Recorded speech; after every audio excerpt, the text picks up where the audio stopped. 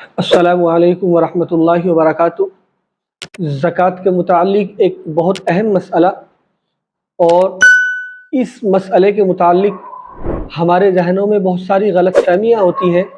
तो आज मैं उनकी निशानदही करूँगा और आपको सही मसला उनके मुतालिक बताऊँगा। जैसे हम में से बाद लोग ये समझते हैं कि हम पर ज़कात तब फ़र्ज़ होगी जब हमारे पास 7.5 तोला सोना होगा, और ख़ुसूसन औरतें ये समझती हैं कि हमारे पास अगर 7.5 तोला सोना है तब जाकर हमारे ऊपर ज़कात फ़र्ज़ होगी, और अगर इससे कम है तो हमारे ऊपर ज़कात फ़र्ज़ नहीं होगी। बाद हमारी ख़वातीन भी और बाद हमारे भाई भी ये समझते हैं, तो ये गलत फ़हमी है।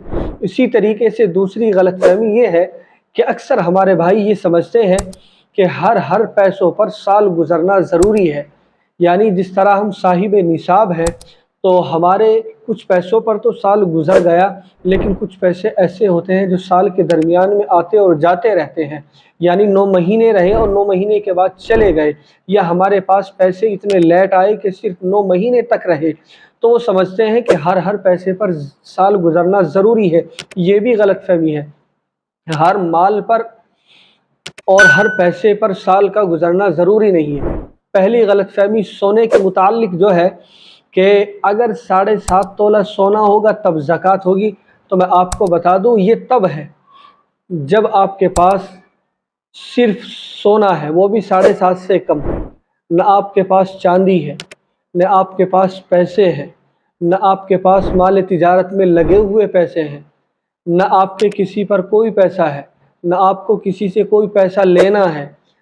तब तो है, तब तो आप कह सकते हैं कि 7.5 तोला सोना होगा तो ज़कात होगी। लेकिन ऐसा नामुमकिन, मैं कहता हूँ कि नामुमकिन है। बहुत मुश्किल है ऐसा हो जाए कि जिसके पास सोना हो और पैसे ना हो। तो मैंने आपको बताया है कि अगर सिर्फ सोना है और 7.5 तोला से कम है, न उस पर पैसे हैं, न उसके पास माल तिजारत है, और न उसके किसी से पैसे हैं जो उसको लेने हैं, और न उसके पास चांदी है, तब तो है, तब तो 7.5 तोला अगर सोना है तब जाकर ज़कात होगी। लेकिन ये नामुमकिन है।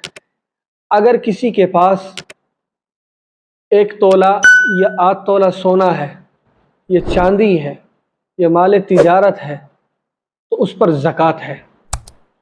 और अगर उसके पास सिर्फ आधा तोला सोना है, चांदी भी नहीं है, तिजारत में पैसा लगा हुआ भी नहीं है, सिर्फ कुछ पैसे हैं, अगर 100 रुपये भी उसके पास मौजूद हैं, तो उसकी कीमत फिर 52.5 तोला सोना की तरह लगेगी। 52.5 तोला सोना की कीमत को लगाया जाएगा। मसलन किसी के पास आधे तोला सोना है और उसकी कीमत, अगर आज के रेट में, मैं अंदाज़ा आपके सामने बता रहा हूँ, अब पूरे तरीके से मुझे भी सही इल्म नहीं है कि सोने की कीमत आज के रेट में क्या है। अगर मसलन सोना 55,000 है और 55 के आधे अगर आप करते हैं तो सोना जो है आधा तोला उसके पास मौजूद है, और आधा तोला सोना जो है 25, 27, 28 हज़ार का बैठता है, और उसके पास जो है 10,000 रुपये भी मौजूद हैं। तो चुनाचे अगर वो दोनों मिलाकर इतने बैठते हैं कि जिससे 52.5 तोला चांदी खरीद ले, तो उनके ऊपर ज़कात है। इसी तरीके से किसी के पास पैसे नहीं हैं लेकिन कुछ सोना है, कुछ चांदी है, और दोनों की कीमत मिलाकर इतने पैसे बैठ जाते हैं कि जिससे 52.5 तोला चांदी को ख़रीद ले, तो उसके ऊपर ज़कात है। तो चुनांचे ये गलत फहमी है। ऐसा नहीं है कि 7.5 तोला सोना होगा तभी ज़कात होगी। ये तब है जब हमारे पास न पैसे हों, न चांदी हो, न किसी को दिए हुए पैसे हो, न माल तिजारत हो। ऐसा मैंने आपको पहले बता दिया कि नामुमकिन है। और अगर थोड़ा थोड़ा है, आधा तोला से भी कम सोना भी है, थोड़ा सा चांदी है, और थोड़े से पैसे हैं, और थोड़े से किसी से पैसे लेने भी हैं, और कुछ पैसे तिजारत में भी लगे हुए हैं, और सारों को मिलाकर अगर देखा जाए तो उनकी कीमत इतनी बैठती है कि जितने की 52.5 तोला चांदी। मसलन 52.5 तोला चांदी जो है 40 की बैठती है, तो अगर इतने पैसे उस पर बैठ रहे हैं तो फिर उस पर ज़कात है। तो ये गलतफहमी मुझे उम्मीद है कि दूर हो गई होगी। दूसरी गलतफहमी ये कि साहिब निसाब समझता है کہ ہر پیسے پر سال کا گزرنا ضروری ہے، تو میں آپ کو بتا دوں کہ فرسٹ ٹائم صرف پہلی مرتبہ سال گزرنا ضروری ہے۔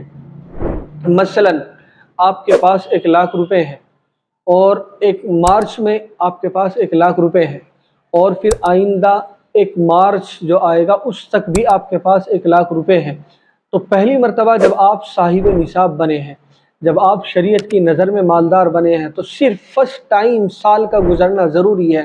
اس کے بعد جب آپ فرسٹ ٹائم صاحب نصاب بن گئے، مثلا آپ 1 مارچ کو یا 1 رمضان کو زکوٰۃ ادا کرتے ہیں، تو اب آپ صاحب نصاب ہیں، اور اس کے بعد جب آئندہ 1 رمضان میں آپ زکوٰۃ ادا کریں گے تو بیچ میں آپ کا مال گھٹتا بھی ہے، بڑھتا بھی ہے، کہیں سے پیسے آتے ہیں کہیں چلے جاتے ہیں، تو درمیان میں کبھی پیسے آ رہے ہیں کبھی جا رہے ہیں، تو اس کا کوئی اعتبار نہیں ہوگا۔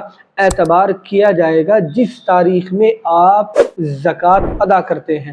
مثلا آپ نے جو ہے 1 رمضان میں زکوٰۃ دینی ہے، تو اس وقت دیکھو، اگر آپ کے زکوٰۃ دینے کی تاریخ سے 1 دن پہلے بھی آپ کے پاس پیسے آ گئے، مثلا کہیں سے 2,00,000 روپے آپ کے پاس آ جاتے ہیں اور زکوٰۃ ادا کرنی ہے، کل کی تاریخ ہے، وہ کل کی تاریخ ہے آپ کی سال پورا ہونے کی، تو سمجھ لیجئے کہ ان 2,00,000 روپوں کو بھی ان جو پیسے ہیں ان میں ملا کر مکمل مال کا حساب لگا کر زکوٰۃ آپ کو دینی ہے۔ تو مجھے امید ہے کہ اس دوسری غلط فہمی کے متعلق بھی سمجھ میں آ گیا ہوگا کہ صاحب نصاب کے سال کے درمیان میں جو پیسے گھٹتے ہیں بڑھتے ہیں، اس کے گھٹنے بڑھنے کا کوئی اعتبار نہیں ہے۔ جس تاریخ میں آپ کو زکوٰۃ دینی ہے اس تاریخ میں آپ کے پاس کتنے پیسے موجود ہیں اس کا حساب لگا کر آپ کو زکوٰۃ دینی ہے، چاہے 2 دن پہلے آ جائے، 4 دن پہلے آ جائے، یا جس تاریخ میں آپ کا سال پورا ہوتا ہے اس سے 1 تاریخ پہلے آ جائے، تو آپ کو اس کی زکوٰۃ